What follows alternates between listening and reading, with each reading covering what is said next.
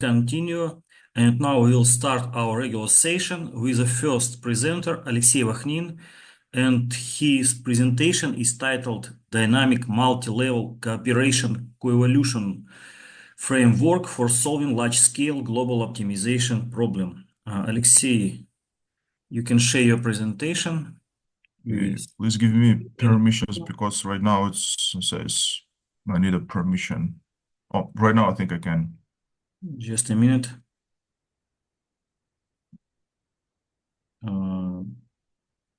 You have permission. Okay. Can you see my screen right now? Yes, it's okay. Okay. Yeah, hello, lady and gentlemen. I'm ever happy to be here again. And today I'm going to talk about solving large-scale global optimization problems. Firstly, before we jump to the main part of the presentation, I'd like to tell the structure. Firstly, of course, we will talk about the motivation and, of course, problem statement. After that, a few words about related work. And the core presentation will be about the proposed approach and experimental settings and experimental results. And close to the end, we'll discuss a bit the results and, of course, in the end, conclusions. Firstly, a few words about large-scale global optimization problems. Usually, we can say that optimization problems with many hundreds or thousands of objective variables are called large-scale global optimization problems. Many real-world SGO problems are usually very complex, not well studied. It means that we can view this problem as a black box optimization problem. It means that we can measure, we can put only the values as an input in our problem and get only return value as input. The connection between variables, we don't know it. But of course, sometimes we can apply some system analysis techniques and transform from black box to gray box problem. But this, let's say, transformation cannot help us solve the problems. Usually, evolutionary algorithm demonstrates quite good performance in solving black box optimization problems, but their performance usually decreases when the dimensionality of the search space increases. Here, I'd like to mention that based on the general theory of evolutionary-based algorithms, evolutionary algorithms are scalable, but it works up to some limits of features. And the LSGO problems are still challenging task for many optimization, the traditional mathematical techniques and evolutionary-based techniques. Where we can face with LSGO problems in real life, we can face in different spheres, from industrial design to robotics, the synthetics of medicines, and so on. You can see on the slide. Here you can see the main reasons. It's not, of course, the full list, but the main reasons why such type of problems are extremely difficult for optimization algorithms. Firstly, because the search space grows exponentially with increasing the number of variables. The features of the search space can change as the number of variables increases. We have a limit number of fitness evaluations in our experiments, and the last one, evolutionary algorithms cannot solve such problems only by increasing the number of fitness evaluations. On the, for example, scatter plots, you can see when the algorithm is getting stuck in some local optima and the following optimization process is not possible. The LCGO problem can be defined as the traditional optimization problem. We have to find such vector x where the objective function will return the minimum possible value. Here you can see that xli and xui are lower and upper borders of ith variable. One of the modern and widely applied techniques for solving LSGO problems is cooperative coevolution framework. Here, I'd like to pay your attention that cooperative coevolution, it's not the algorithm, it's the way how we can increase the performance of our optimizer. Here in the right part of the slide, you can see schematically how it works. On the upper here, you can see our whole set of variables. And in the first stage, we decompose the problem into the sub-problems with lower dimension and optimize them independently using some evolutionary algorithm. And the last stage, we have to merge our solution, merge all subcomponents to evaluate our solution. As optimizer here, we used differential evolution-based algorithm, and firstly, Storm and Price, they have proposed original idea of differential evolution, and after some time, Tanabe and Fukunaga, they have proposed shade algorithm where the control parameters such as scale factor and crossover rate, they are in the shade self-updated during the optimization process because we cannot find only one, let's say, good combination of values for F and the CR parameters for all optimization problems. And later, let's say nowadays, Stanilov and other authors from the ref number 7, they have proposed the novel scheme for self-adaptation of F factor parameter values based on the successful, I'll say, the applying the last stages of the algorithm. And here we will use shade SF algorithm as a subcomponent optimizer here. Based on the idea of cooperative coevolution framework, we firstly build the algorithm. We call it CC shade SF, and it has two control parameters: the population size, as usual, we have in the population-based algorithms, and the number of subcomponents. What does it mean? If we set the number of subcomponents 1, it means that we will optimize our problem, the solution vector, whole vector solution. In case of 2 subcomponents, we have to divide by 2 subcomponents our problems, and so on. And we have evaluated the performance of the algorithm on an actual benchmark set. Here you can mention that it was proposed in 2013, more than 10 years ago, and why we still use it, because of this benchmark set has very complex problems, and right now there is no any optimization algorithm that can solve all of these benchmark problems, or at least find the area of local optima. This benchmark set consists of 15 benchmark problems. Each problem has 1K variables. To evaluate the performance of algorithms, we have to run the algorithm at 25 independent runs on each benchmark problem, and we have 3 millions of fitness evaluation for each run. Because of the computational complexity of this benchmark set, we have built our computational cluster. In the left part, you can see the scheme of the cluster. We have a it calls like a master slave scheme. From master PC on the photo, it's located here. We send to the other computers in our cluster system, let's say, calls like a task, and the programming code automatically reallocate the resources between computers, and as a result, we can reduce the time what we need to spend to evaluate our algorithms.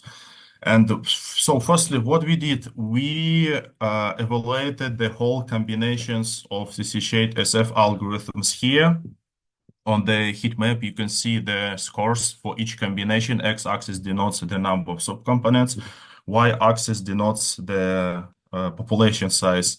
And how we define scores, we have to calculate the sum of total outperformed cases and minus total underperformed cases. And here we can see that the best performance we can obtain with the 10 subcomponents and 50 individuals. We will use it as a I'll say reference algorithm. And a few words about our proposed algorithm, CCD Dune ML algorithm. We were inspired by the idea from the reference number 9.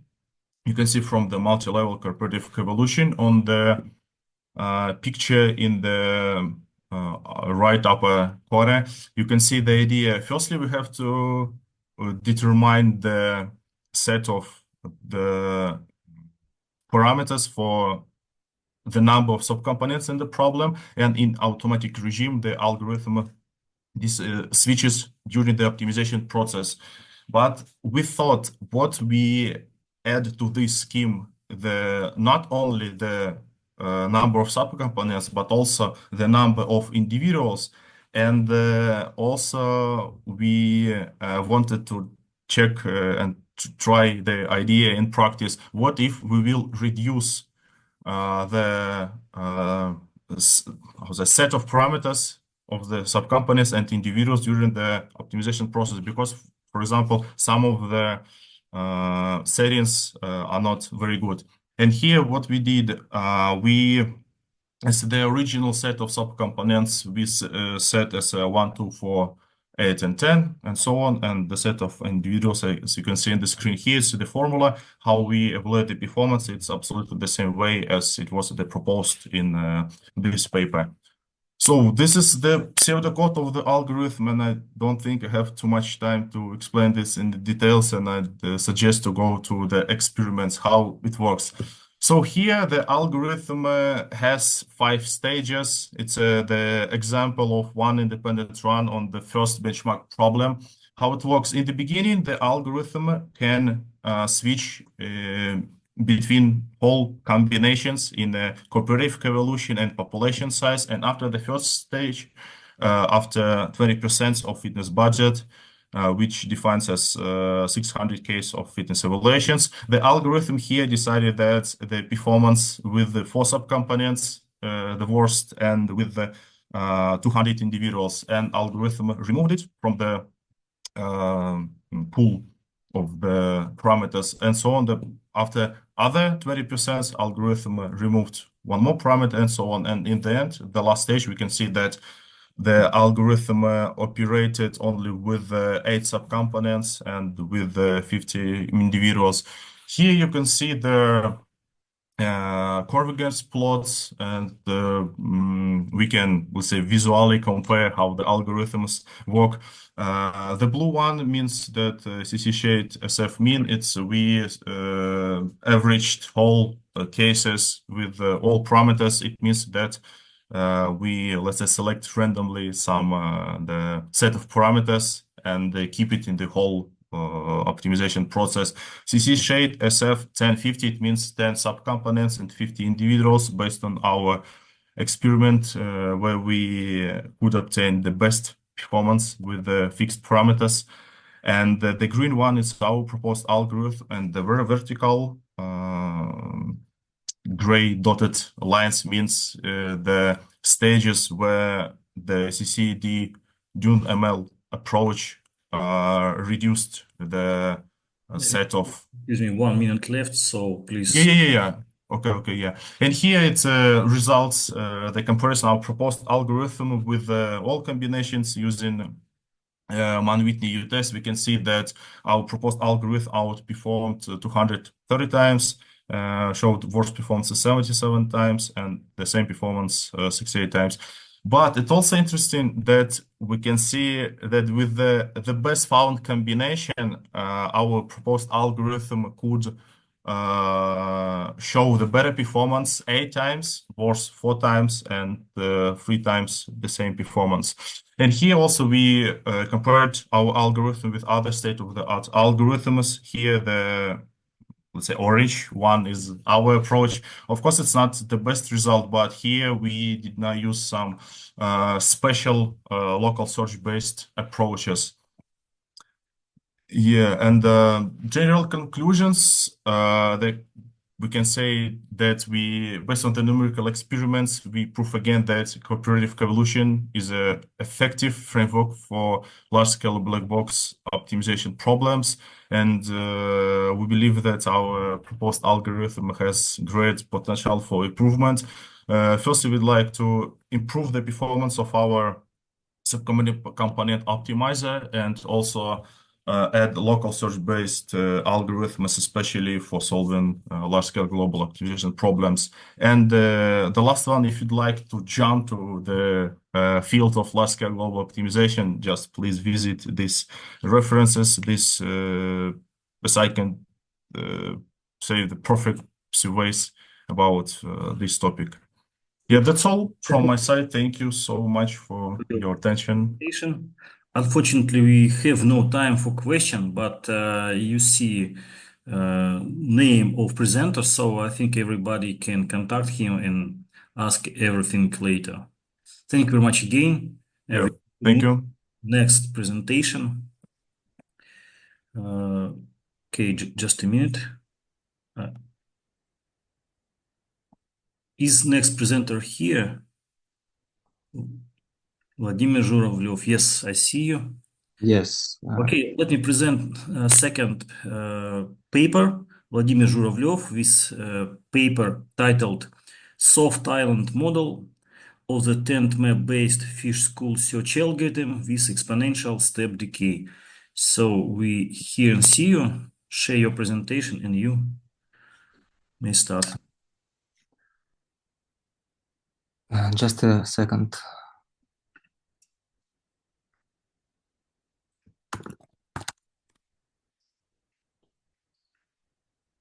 I must to restart Zoom conference. Just a second, please. Well, we'll wait for you.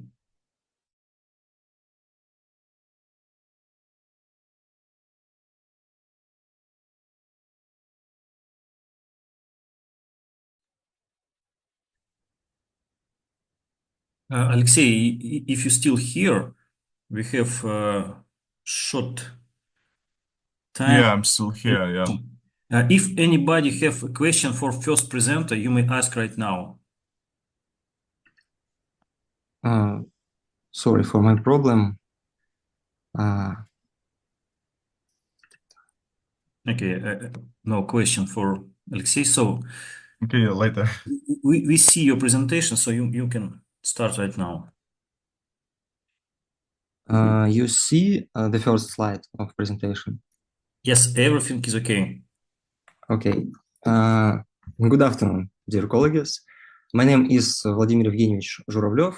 I am a postgraduate student of MIRE, Russian Technological University in Moscow. Together with my academic advisor, Lilia Anatolyevna Demidova, we would like to present a soft island model of the tent map-based fish school search algorithm with exponential step decay. First, I would like to say a few words about the direction of this research. The work we have done concerns on one of today's topical areas, optimization. How you can see on this slide, optimization is applied in different areas, so it's actively researched. And developing this topic, we propose a modification of the tent map-based fish school search algorithm with exponential step decay based on the soft island model. So the main goals of this research are to consider the ETFSS algorithm and implement its island modification, to investigate different ways of initial population generation and develop a cluster-based initialization method, to consider various known defects inherent in population-based algorithms and perform a check for their presence in a proposed algorithm. And the last one is to analyze the results obtained during computational experiments. So what is population-based optimization? To optimize the objective function, population-based algorithms generate a set of random solutions, which is called a population. And then the agent in the population begin to move around the search area, exchanging the information with each others. And the figure on the bottom shows the example of the population evolution during the iterations of the algorithm. An important feature of such algorithms is their ability to work under uncertainty and incomplete data.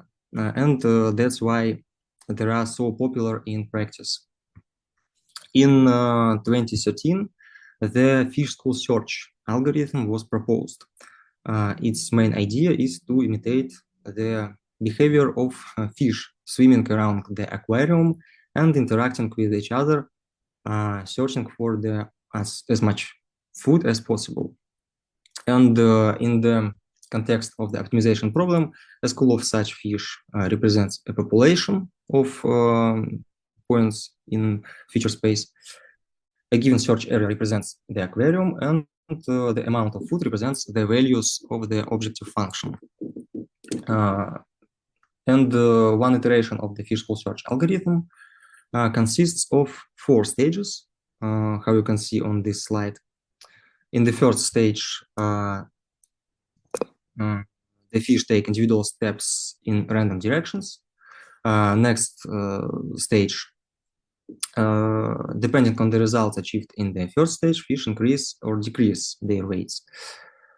In the third stage, a collective volitive movement is performed in which all fish move in the same direction that on average proved to be the most favorable. And finally, in the fourth stage, all fish are subjected to collective volitive movement, and fish move either towards or away the common body center, depending on whether the results have improved compared to the previous iteration. In 2020, the improved version of the fish school search algorithm was proposed. The tent map-based fish school search algorithm with exponential step decay, or shortly ETFSS. This algorithm uses chaotic tent maps to generate pseudo-random numbers, and the step sizes for individual and collective volitive fish movements decrease according to an exponential law during the epochs or iterations. To parallelize and improve the convergence of population-based optimization algorithms, there are so-called island models. Their basic idea is to divide the population into several groups, which are called islands. And each island solves the problem independently of the others. And periodically, for example, once in several iterations, the islands exchange information with each other, realizing the migration process. One of known island model was presented in 2018, the soft island model.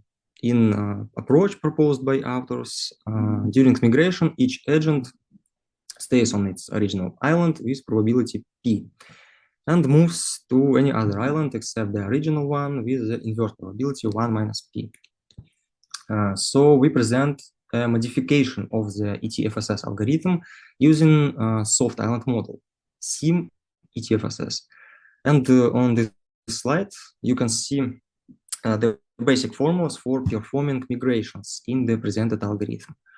To be short, the better the results of the island in the last iteration, the higher the probability of its agents to stay on it. And conversely, if an island performs poorly on the optimization tasks, its agents are more likely to migrate to other islands. Usually, random generation is used to initialize populations in island models, as you can see in the figure on the left. We propose a new approach with cluster-based generation of initial populations, as shown on the right side of this slide. The agents, how you can see, of each island are generated within randomly selected region, and its size is chosen so that the sum of the hypervolumes of all the islands constitutes the entire search area. And proposed approach allows islands to explore the search space more individually. All the test functions used in the experiments to test proposed algorithm, here you can see it. But on this slide, functions from two variables are presented, but this is just for demonstration. This slide shows the parameters for testing the presented optimization algorithm. As can be seen, different dimensions were tested, as well as a different number of islands. And the algorithm was tested 20 times independently for each combination of parameters. So let's summarize the results.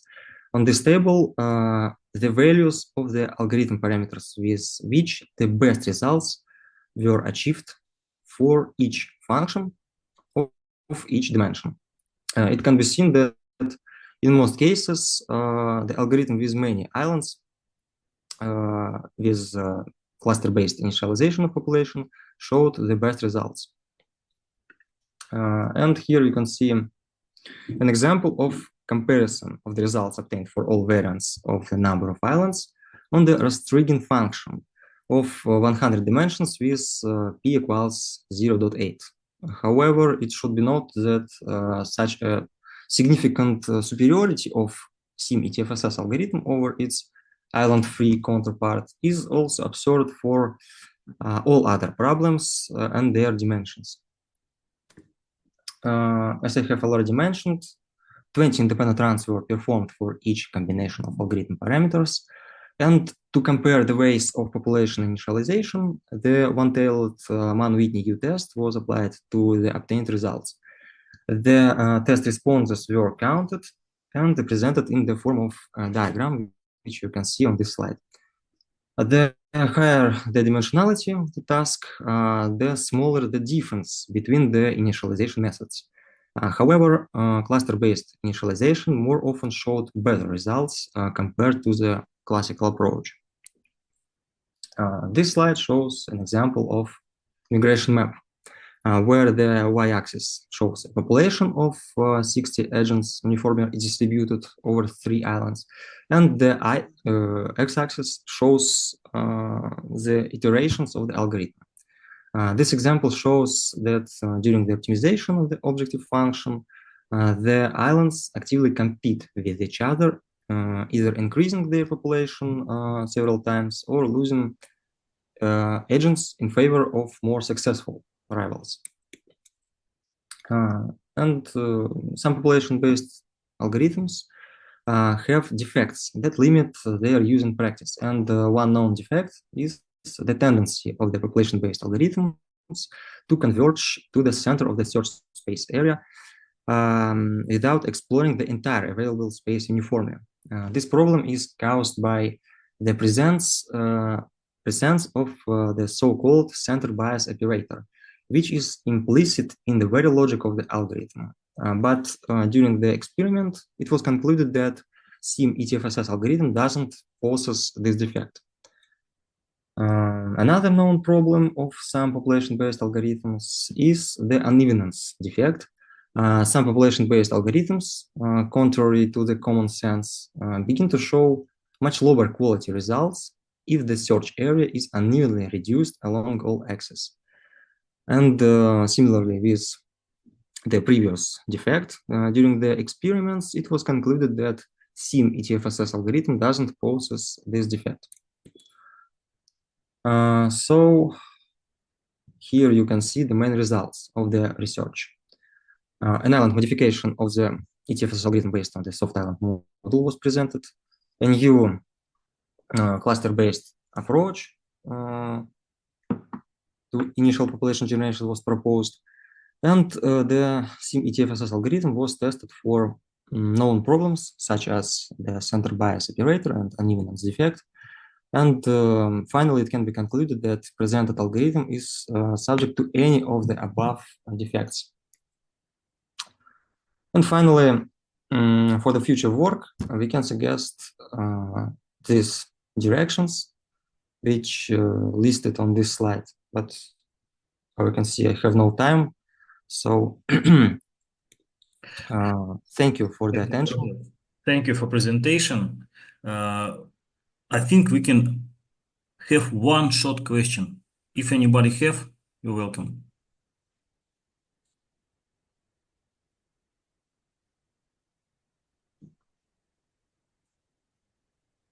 I have one question. Yes, Your Professor Mencken. testing function is, let me see, very simple, very old, and so on. Why you did not use a really serious objective functions for testing? For example, from Congress on Evolutionary Computation or competition.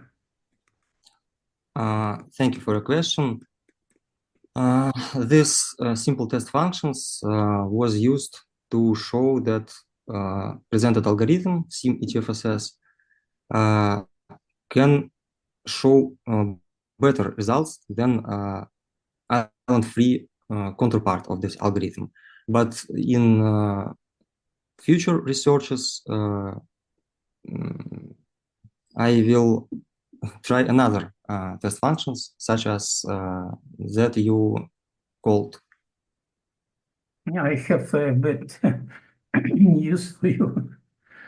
If your algorithm is better with counterparts on these tasks, it does not mean anything.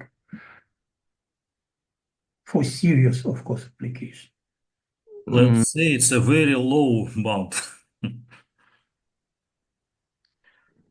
Okay, thank you very much for your presentation. Excuse me. Even if your algorithm in this variant of testing will be worse than counterparts, it also means nothing at all. Thank you for your suggestion. You're welcome. But I will presentation also interesting. Thank you. Okay, we need to move to our next presenter. Thank you again. Next presentation will be from Vladimir Maslennikov, and presentation is titled New Approach to Implementation of Quantum-Inspired Genetic Algorithm for Numerical Optimization Based on High-Dimensional Quantum States. Vladimir, you're welcome. Yes, hello everyone. Can you hear me well? Yes, everything is okay. Start to Okay, wait a second. Presentation. Yes. Hello, thanks for the opportunity to take part in the conference. The topic of our research is the new approach to implementation of quantum-inspired genetic algorithm for numerical optimization based on high-dimensional quantum states. The research was conducted by Professor Lilia Anatolievna Demidova and senior lecturer Vladimir Vladimirovich Maslennikov of Russian Technological University. Let's start with the relevance of the study. Quantum computing has been of considerable interest to the international scientific community for decades. Thanks to quantum computers using the phenomena of superposition and quantum entanglement, it is possible to solve such problems that existing classical devices and systems cannot cope with. In the field of quantum computing, there are quantum algorithms, and also there is an alternative approach, which is to simulate quantum computing algorithms performed on the basis of classical computing devices and systems. Such algorithms are called quantum-inspired. Quantum-inspired optimization algorithms are performed on the basis of quantum computing concepts through qubit modeling, which provides advantages unattainable for conventional optimization algorithms. For example, it is proved that a quantum-inspired genetic algorithm shows better results in terms of execution time, convergence rate, and solution accuracy in comparison with the standard classical genetic algorithm. This study presents a new approach to the implementation of quantum-inspired genetic algorithm for numerical optimization, considered in the context of simulating the functioning of a classical genetic algorithm by simulating quantum calculations using high-dimensional quantum states under the influence of the Nisku era quantum decoherence process. Tasks to be solved during the research implement a density matrix based on Heisenberg-Weyl operators as an analog of the block sphere for qubits, simulate the effect of quantum decoherence on quantum system, to conduct a computational experiment with the implementation of the updated algorithm on two-dimensional and multi-dimensional functions of test optimization problems, and also to test the updated algorithm in solving the practical problem of improving the accuracy of forecasting based on compact extreme learning machines. Next, we will speak in abbreviated form, ELM. To modify the quantum-inspired genetic algorithm for numerical optimization, it is proposed to consider two components. To use a density matrix based on Heisenberg-Weyl operators, which is an analog of the block sphere for high-dimensional quantum states, also qubits. Yeah.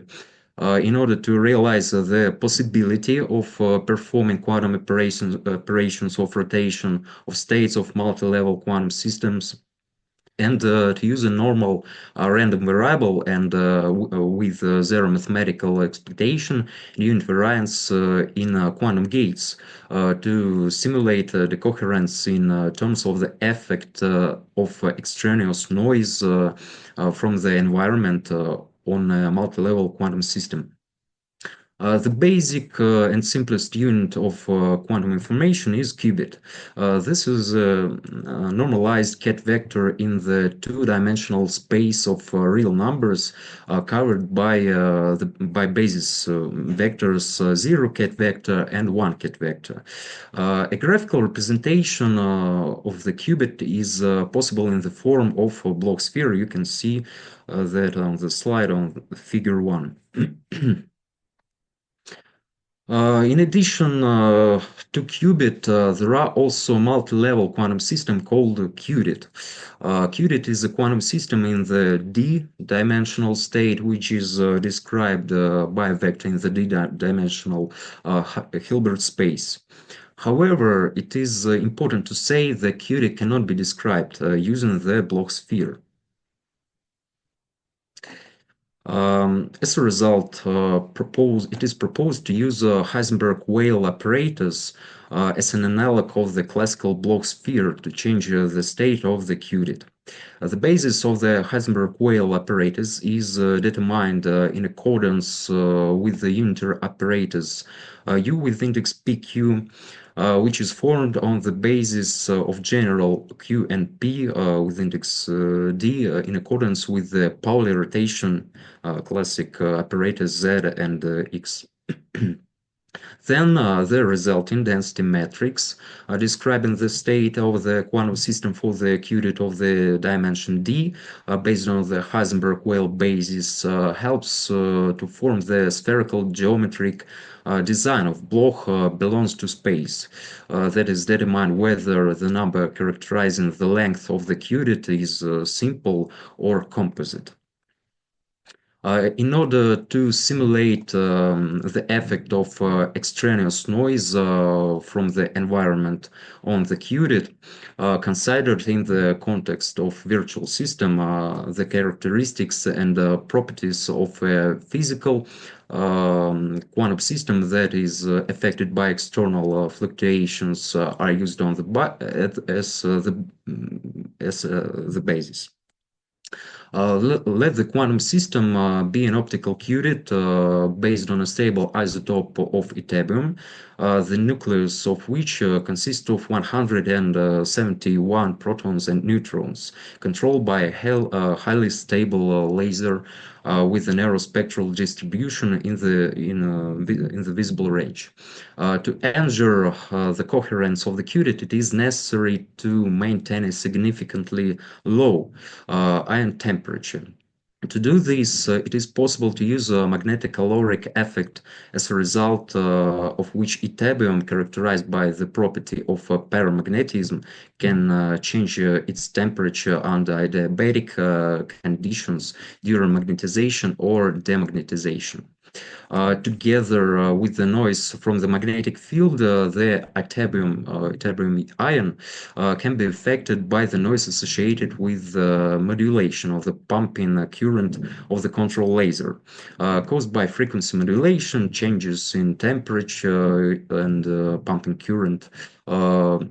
A reflection of the optical signal radiation from the interference with the optical fiber space, spontaneous radiation, or mode hopping. To simulate the influence of noise on a virtual quantum system, a conditional interpretation is proposed in terms of the usage of a normal random variable with zero mathematical expectation and unit variance in quantum gates, which is explained by the subordination of a physical quantity under the influence of a large number of random influence to the normal distribution. The basis for the implementation of the updated quantum-inspired genetic algorithm is the genetic quantum algorithm authored by Han and Kim in 2000th year. In this algorithm, this classical algorithm, the initialization of chromosome gens in the quantum population is carried out initially due to linear superposition, which implies a uniform distribution in the search space. Evaluation of the fitness function is performed by observing the quantum population Q. The role of genetic apparatus in the algorithm is performed by quantum rotation gates that rotate state vector in the quantum gen state space. Thus, turning the state of quantum gen psi-ket vector by the angle theta in two-dimensional space is carried out by a quantum gate U from theta. As part of the testing phase, a comparative analysis of the updated algorithm is carried out based on the best values, the arithmetic mean and root mean square deviation of the best result of the calculation of optimized functions during all runs and all runs of the new algorithm. The average execution time also of the new algorithm with the basic quantum-inspired genetic algorithm and classical population algorithms on the function of test optimization problems. All optimization algorithms are performed on the test functions of dimension 2, 15, and 50. It's also necessary to say that each stage of testing is performed in an interactive Jupyter Lab development environment based on a computing device with Intel Core i9 processor and 32% GB of RAM. The test, as you can see, results that for two-dimensional test functions, the updated algorithm reaches a global maximum in 100% of experiments with the lead of all other algorithms in terms of execution time in 38% of experiments. For the multi-dimensional test functions of dimension 15, the updated algorithm reaches a global maximum of 75% of the experiments and at the same time, the updated algorithm is performed faster than other algorithms in 37.5% of experiments. For the multivariative test functions of dimension 50, the updated algorithm also achieves a global maximum in 75% of experiments, but is executed faster than other algorithms in 50% of experiments. To test updated algorithm on this slide, it's called the MKIGA algorithm. When solving a practical problem of increasing the accuracy of prediction based on ELM, we use the best practices from a study in which the authors developed approaches to the intelligent adjustment of input weight coefficients in ELM by Bayes-inspired algorithms, which made it possible to increase the accuracy of prediction based on ELM when solving regression restoration problems. To study the okay, to study the effectiveness of the MKIGA algorithm in solving the problem of adjusting the input weights and displacements of the hidden layer, ELM considered three data sets: CPU performance, auto imports, and Boston Dynamics, Boston housing. I'm sorry. According to the results of testing, the best generalizing ability among the considered models is observed in the MKIGA ELM model. At the same time, KIGA, GA, PSO, and RO ELM models with intelligent adjustment of weights and displacements show the best generalizing ability on all data sets in comparison with the ELM compact classical implementation model with the same number of neurons on the hidden layer. In conclusion, I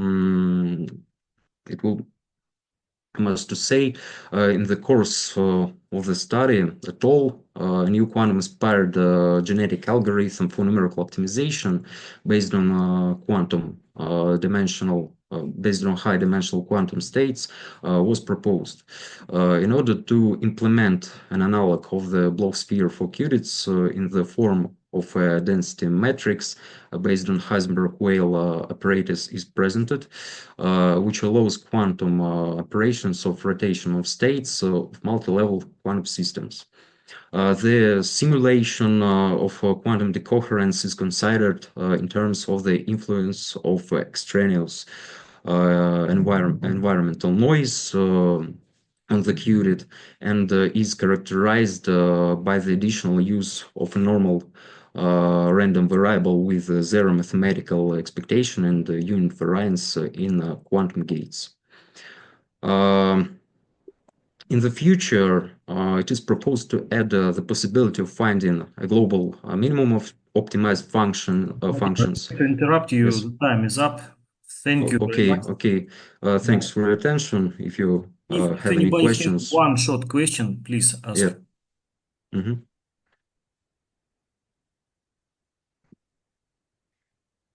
Okay, very short question from me, just to make it clear. Mm-hmm. When you evaluate quantum state, Mm-hmm. what will be solution in genetic algorithm? This will be zeros and ones or real values? For the first stage, when initialize what qubit is a high-dimensional quantum state, zeros and ones. Yes, it will be. Yes, you define a state. But quantum-inspired genetic modified algorithm also could work with real numbers. Okay, I see. Yes, it could. And just an Can. advice for you, you use in comparison such algorithms like PSO and differential evolution. You use very old and very simple versions. Nobody use them in real applications. So if you want to show performance of your algorithm, you need to compare with something state of the art. Thank you very much again. Okay. We have Thank to you. move to the next presentation. Let me introduce last paper in our session.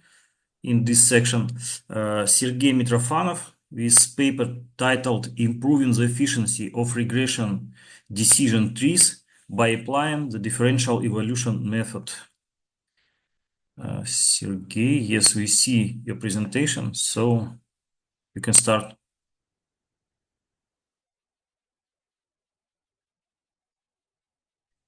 Okay, can you hear me? Yes, we hear and see you. Thank you.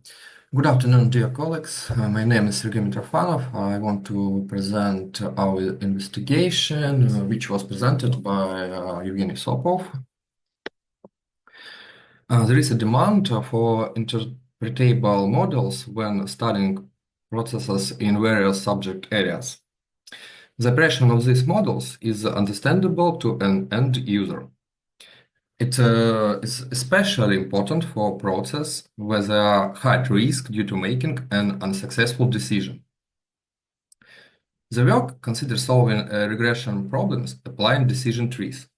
The value of this approach is to obtain interpretable solutions.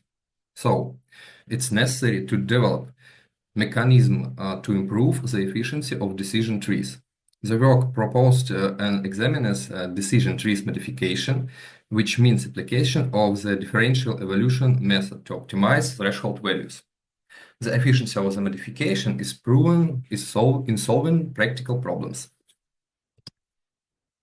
Nowadays, the application of artificial intelligence methods in all areas is observed. However, most models obtained by artificial intelligence methods are essentially a black box. Often, even end users and developers cannot accurately determine how a machine learning model came to certain conclusions at processing the initial data. Interpretation artificial intelligence algorithms will make it possible to evaluate the impact of init features on the output results of the model accurately. They will help developers to identify biases and weaknesses in the model's operation, as well as to conduct fine adjustment and optimize artificial intelligence methods. In August 2020, the National Institute of Standards and Technology published the first draft of the Explainable Artificial Intelligence Principles. These four principles demonstrate that artificial intelligence-based solutions should be transparent enough to inspire trust in the system's operation and confidence in its conclusions. When examining works in the field of explainable artificial intelligence, often it's possible to find interoperability and explainability as interchangeable entities. These concepts are, however, different. Interoperability is aimed at creating or applying an initially understandable model, while explainability of artificial intelligence models is the ability to describe briefly why a model operates. The explainability of the artificial intelligence result is important for users understanding reasons for conclusions made by a model. Also, it's important for experts in terms of explanation those conclusions that at first glance have a no basis. It is of importance to emphasize that initially it's assumed that models whose decision-making logic can be explained and verified are applied in such areas as medicine, finance, and high-risk manufacturing. The work studies such an interpretable method for solving a regression problem as decision trees. It presents a modification of the method, which means hybridization with the differential evolution method. A decision tree is a binary tree where internal nodes contain features and the leaf nodes contain predictions. As a rule, one-dimensional predicates are used that compare feature values with threshold. However, there are also multidimensional predicates that create more complex separating surface, but they are rarely applied in practice due to the tendency of decision trees to overfit. The purpose of decision trees is to create a model that predicts the value of a target variable based on several input variables. And Leaf defines a solution for each example that falls into it. That is a model interval of the target variable corresponding to the leaf for the regression tree. Decision tree learning algorithms, like any other machine learning algorithms, have their own settings and parameters, the variation of which provides a variety of these algorithms. The first three parameters on the slide are obligatory for decision tree learning methods, and the last two are present in some algorithms only. Let us move on to consider the quality functional. It's necessary to specify a quality functional based on which the sample is split at each vertex when constructing decision trees. The following functional quality is applied, the expression of which is presented on the current slide. The smaller of the diversity of the target variable, the smaller the value of the information criterion should be. Accordingly, its value is minimized. The quality functional is maximized. The work considers features of the decision tree application. The square of the deviation is chosen as a loss function. Thus, the criterion of information content will have the form presented by the expression on this slide. Therefore, the informativeness of a node is measured by its dispersion. That is, the lower the dispersion of the target variable, the better a node separates the original feature space. The variance ratio method is applied to select an attribute for adjusting the threshold value, and the differential evolution method is applied to optimize the threshold values. The authors of the work have already developed modifications of decision trees for the classification problem solving. Therefore, the goal of this work is to increase the efficiency of regression decision trees. Three regression problems were applied to evaluate the efficiency. Problem 1 is concerned with predicting the concrete compressive strength. The attributes are the volume values of the concrete components, the age-appropriate material, and the target variable is the strength value. Problem 2 is to predict the full load electrical power output of a base load operated combined cycle power plant. The dataset collected from a combined cycle power plant over 6 years when the plant was configured to operate at full load. The attributes include hourly average environmental variables, and the target variable is the power value. Problem 3 is related to the estimation of the total power of a large-scale wave energy farm. Each instance represents the coordination of wave energy converters in a wave farm, plus the total power output and Q factor. The main goal is to predict the total output power of the wave energy farm. The above problems were used to test regression decision trees. The presented study compares the efficiency of using classic regression decision trees and decision trees where the threshold value is selected by the differential evolution method. Such metrics as algorithm training time, root mean square error, and error as a percentage of deviation from the target variable are studied to compare the algorithms. The results for each task obtained by the modified algorithm are presented as average values for 30 runs and presented on slide.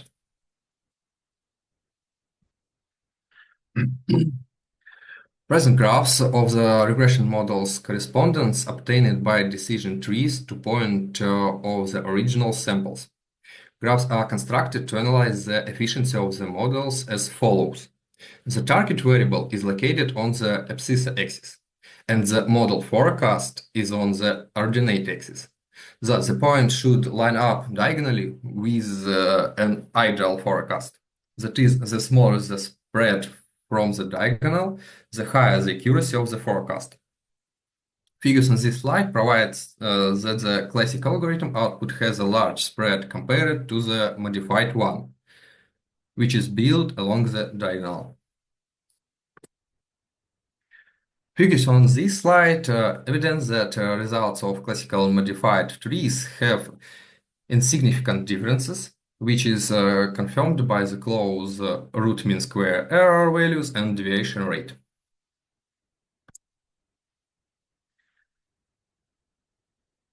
Problem 3 turned out to be too difficult for classic algorithm. Moreover, it was unable to build a single rule, but simply outputs the average value of the target variable from the training sample. In comparison, the modified algorithm was able to build a tree by capturing the pattern confirmed by figures on slide. According to the obtained results, the approach that includes a modification with the differential evolution method make it possible to obtain more efficient models. At the same time, it reduces training time for large-scale problems significantly. It is especially evident for problem 3. As an example, the current slide shows regression trees for decisions of problem 1 obtained by studied algorithms. In order to be able to present the result in this presentation, the depth of the tree was limited to 4. Based on the comparison on these two trees, it is clear that the classical modified algorithms make decisions differently.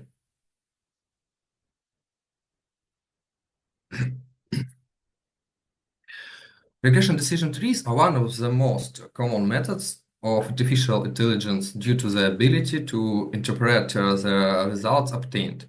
However, this method is relatively poor in terms of accuracy. Therefore, the problem is to develop procedures that make it possible to increase the efficiency of regression decision trees.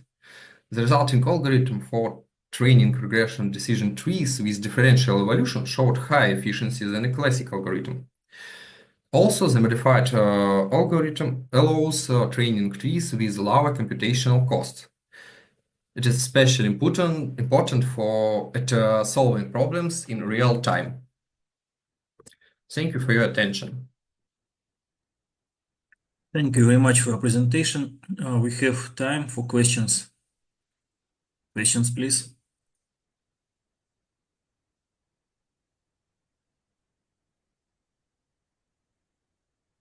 Well, maybe I will start.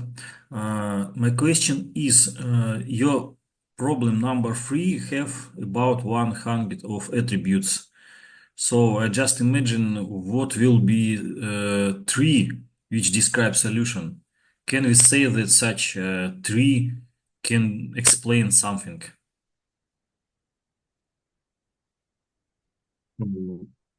Classical algorithm build one node, which predicate average